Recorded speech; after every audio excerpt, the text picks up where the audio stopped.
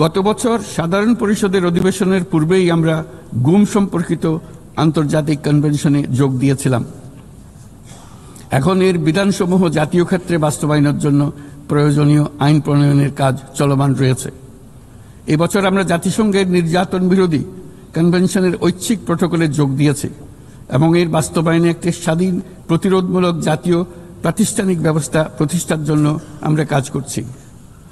নিবর্তনমূলক স্বৈরতান্ত্রিক ব্যবস্থা হতে মানবাধিকার সুরক্ষাকারী একটি গণতান্ত্রিক রাষ্ট্র ব্যবস্থা গড়ে তোলার জন্য প্রয়োজনীয় কারিগরি সহায়তা বৃদ্ধির লক্ষ্যে আমরা আমাদের দেশে 3 বছর মেয়াদে জাতিসংঘের মানবাধিকার বিষয়ক হাই কমিশনারের একটি মিশন পরিচালনার অনুমোদন দিয়েছি, যা ইতোমধ্যে কার্যক্রম শুরু করেছে। আমাদের এই সকল পদক্ষেপ ও অঙ্গীকার জনগণের প্রত্যাশারই প্রতিফলন। এই প্রত্যাশা মূলত একটি গণতান্ত্রিক, অন্তর্ভুক্তিমূলক ও বহুত্ববাদী সমাজ গড়ে তোলার প্রত্যাশা। মাননীয় সভাপতি, আমাদের উন্নয়ন কৌশলের কেন্দ্রবিন্দুতে রয়েছে সুশাসন, সামাজিক অন্তর্ভুক্তি ও টেকসই উন্নয়ন। বিগত দেড় দশকের অভিজ্ঞতায় আমরা দেখেছি যে জবাবদিহিতা ছাড়া যে কোনো উন্নয়ন ক্ষণস্থায়ী ও ভঙ্গুর। রাজনৈতিক হীনস্বার্থ ও দুর্নীতির উদ্দেশ্যে গৃহীত অবকাঠামো প্রকল্প শুধু যে অর্থনীতির উপরে চাপ বাড়ায় তা নয়, তার জনগণের কোনো কল্যাণও করে না। দায়িত্ব গ্রহণের পর আমরা একে একে আবিষ্কার করি দুর্নীতি ও জনগণের সম্পদ চুরি কি ব্যাপক বিস্তৃতি লাভ করেছিল এবং তার ফলশ্রুতিতে দেশের সামষ্টিক অর্থনীতির অবস্থা কি ভয়ানক, নাজুক ও ভঙ্গুর হয়ে পড়েছিল। আমরা এর অবসান ঘটাচ্ছি যেন আর কখনোই উন্নয়নকে জনগণের সম্পদ আত্মসাতের অজুহাত হিসেবে ব্যবহার করা না যায়। দেশের নাজুক অর্থনৈতিক পরিস্থিতি মজবুত করতে আমরা সংস্কারমূলক কিছু কঠিন কিন্তু প্রয়োজনীয় সিদ্ধান্ত গ্রহণ করেছি। সবচেয়ে গুরুত্বপূর্ণ একটা সংস্কার হলো রাজস্ব আহরণ ব্যবস্থাপনার সংস্কার। যে নীতি ও প্রণয়ন বাস্তবায়ন সংস্থাকে পৃথক করার জন্য আইন প্রণয়ন করা হয়েছে, এর মাধ্যমে স্বচ্ছতা ও জবাবদিহিতা নিশ্চিত হবে এবং রাজস্ব আহরণ বৃদ্ধি পাবে। এই উদ্যোগগুলো সদ্য সমাপ্ত FFD4 সম্মেলনে গৃহীত সেভিয়া অঙ্গীকারের সঙ্গে সামঞ্জস্যপূর্ণ। আমরা আশা করি যে বাংলাদেশে যেমন সেভিয়া অঙ্গীকারের সাথে সামঞ্জস্য রেখে সংস্কার করবার চেষ্টা করছি, তেমনি উন্নত বিশ্বেও সেভিয়ার সামষ্টিক অঙ্গীকার অনুসারে তাদের দায়িত্ব পালনে আন্তরিক হবে। একই সাথে আমরা মনে করি আন্তর্জাতিক অর্থায়ন ব্যবস্থা, বৈশ্বিক আর্থিক প্রতিষ্ঠানগুলোর সিদ্ধান্ত গ্রহণ প্রক্রিয়া ও ব্যবস্থাপনার সংস্কার, একটি অন্তর্ভুক্তিমূলক আন্তর্জাতিক কর সহযোগিতার বৈশ্বিক কাঠামো, অবৈধ আর্থিক প্রবাহ ও দুর্নীতির বিরুদ্ধে সমন্বিত বৈশ্বিক পদক্ষেপ গ্রহণ এবং অবৈধ দুর্নীতিলব্ধ অর্থ পাচারকৃত সম্পদ পুনরুদ্ধারেও আন্তর্জাতিক সহযোগিতা বৃদ্ধি অত্যন্ত গুরুত্বপূর্ণ। মাননীয় সভাপতি, দেশের পাচার হওয়া অবৈধ সম্পদ পুনরুদ্ধার করা বর্তমানে আমাদের অন্যতম শীর্ষ অগ্রাধিকার। গত 15 বছরে দুর্নীতির মাধ্যমে শত শত কোটি ডলার অবৈধভাবে বিদেশে পাচার করা হয়েছে। আমরা নিরলসভাবে এই সম্পদ ফেরত আনার চেষ্টা করছি, কিন্তু সংশ্লিষ্ট দেশগুলোর আইনি প্রক্রিয়া এবং অন্যান্য নানাবিধ প্রতিবন্ধকতার কারণে আমাদের এই প্রচেষ্টা বারে বারে বাধাগ্রস্ত হচ্ছে। সংশ্লিষ্ট দেশগুলোর দৃঢ় সদিচ্ছা ছাড়া আমরা পাচার হওয়া অবৈধ সম্পদ পুনরুদ্ধারে সফল হতে পারছি না। বিশ্বের বিদ্যমান অর্থনৈতিক ব্যবস্থা উন্নয়নশীল দেশ থেকে সম্পদের এই অবৈধ পাচারকারীদের কার্যকরীভাবে প্রতিরোধ করতে ব্যর্থ হচ্ছে। কোনো কোনো ক্ষেত্রে আন্তর্জাতিক আর্থিক প্রতিষ্ঠানগুলোর বিধিবিধানগুলো বিশ্বব্যাপী বিভিন্ন ট্যাক্স হ্যাভেনে বিপুল পরিমাণে অবৈধ অর্থ স্থানান্তরে উৎসাহিত করছে।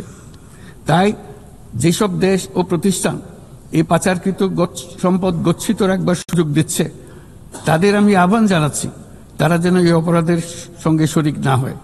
এই সম্পদ তার প্রকৃত মালিককে অর্থাৎ কৃষক, শ্রমিক এবং সাধারণ করদাতাদের নিকট ফিরিয়ে দেন।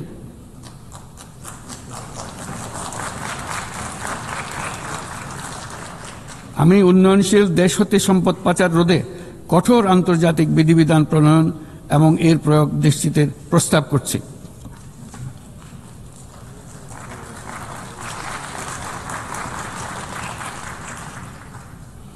মাননীয় সভাপতি, রাজস্ব খাতের ঐতিহাসিক সংস্কারের পাশাপাশি আমরা বাজার ভিত্তিক মুদ্রা বিনিময় হার চালু করেছি।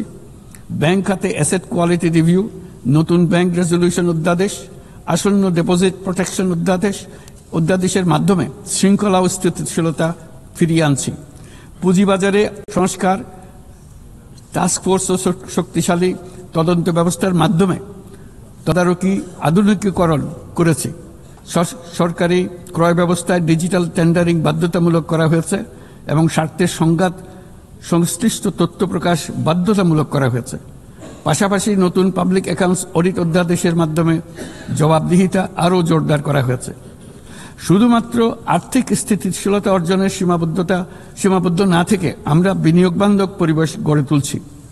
বাংলাদেশ সিঙ্গল উইন্ডো এখন 19টি সংস্থাকে একীভূত করে কাস্টম প্রক্রিয়া সহজ করেছে। দ্রুত বাণিজ্যিক বিরোধ নিষ্পত্তির জন্য বিশেষায়িত বাণিজ্য আদালত গঠিত হয়েছে। বিনিয়োগ উন্নয়ন কর্তৃপক্ষ বা বিডা ওয়ান স্টপ সার্ভিস সাবলীলভাবে প্রদানের জন্য সমন্বয় কমিটি গঠন করেছে।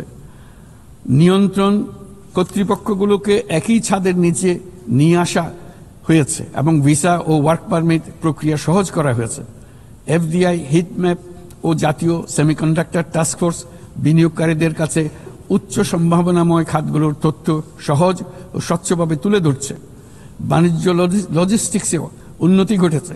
চট্টগ্রাম বন্দরে গত আগস্টে কন্টেইনার হ্যান্ডলিংয়ে 27% প্রবৃদ্ধি ঘটেছে, যা দক্ষতার উল্লেখযোগ্য অগ্রগতি নির্দেশ করে।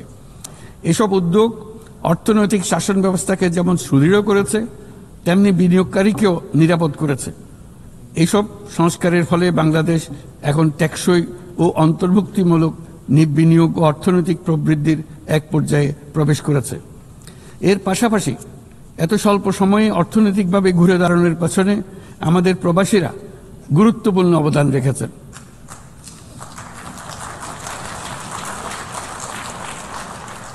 তারা বিদেশের মাটিতে কঠোর পরিশ্রম করে প্রতি মাসে দেশের রেকর্ড পরিমাণ রেমিটেন্স পাঠাচ্ছেন। শুধু বাংলাদেশেই নয়, স্বাগতিক দেশগুলোতেও তাদের বিশাল অবদান রয়েছে। তারা সেখানে বহুল চাহিদা সম্পন্ন সেবা প্রদান করছেন। এটি তাই আমাদের জন্য যেমন তেমনি স্বাগতিক দেশগুলোর জন্য সমানভাবে লাভজনক। উভয় দেশের জন্যই তা উপকারী। এই প্রসঙ্গে আমি জানাতে চাই, আমরা শ্রম অধিকার সংস্কার নিয়ে এগিয়ে যাচ্ছি। ইতিমধ্যেই স্বাধীন শ্রম সংস্কার কমিশনের সুপারিশ বাস্তবায়নে একটি কমিটি গঠিত হয়েছে। বাংলাদেশ শ্রম আইন সংশোধনের কাজ চূড়ান্ত পর্যায়ে রয়েছে, যেখানে ট্রেড ইউনিয়ন প্রক্রিয়া সহজ করা, মাতৃত্বকালীন ছুটি বৃদ্ধি ও আনুষ্ঠানিক ও অনানুষ্ঠানিক উভয় খাতের শ্রমিকদের জন্য সামাজিক সুরক্ষা সম্প্রসারণের পদক্ষেপ অন্তর্ভুক্ত করা হচ্ছে। ট্রেড ইউনিয়নের জন্য অনলাইন নিবন্ধন ব্যবস্থা চালু করা হয়েছে এবং নিবন্ধন প্রক্রিয়াকে আরও সহজ করার জন্য বিষয়টি বিবেচনা করা হচ্ছে। পাশাপাশি শ্রমিকদের অধিকার সুরক্ষায় আমাদের অঙ্গীকারের নিদর্শন স্বরূপ সম্প্রতি আমরা ইসলামী সহযোগিতা সংস্থার লেবার সেন্টারের সংবিধানটি স্বাক্ষর করেছি। এই কারণেই আমরা নিরাপদ, সুশৃঙ্খল ও নিয়মিত অভিবাসনকে সমর্থন করি এবং যেসব দেশে প্রবাসী শ্রমিকরা যান সেসব দেশে তাদের জন্য সহমর্মিতা ও সুরক্ষা নিশ্চিত করার আহ্বান জানাচ্ছি। উন্নত বিশ্ব যেখানে বয়স্ক জনসংখ্যার চাপে ভুগছে, সেখানে বাংলাদেশ অতি সৌভাগ্যবান। আমাদের 60%রও বেশি মানুষের বয়স 35 বছরের নিচে। তাই অভিবাসন প্রক্রিয়াকে সহজ করলে তা উভয় পক্ষের জন্য উপকারী হবে। তরুণ জনসংখ্যার এই সুবিধাকে কাজে লাগিয়ে আমরা উন্নত বিশ্বের শ্রম সমস্যার সমাধান ও প্রয়োজন মেটাতে সক্ষম হব।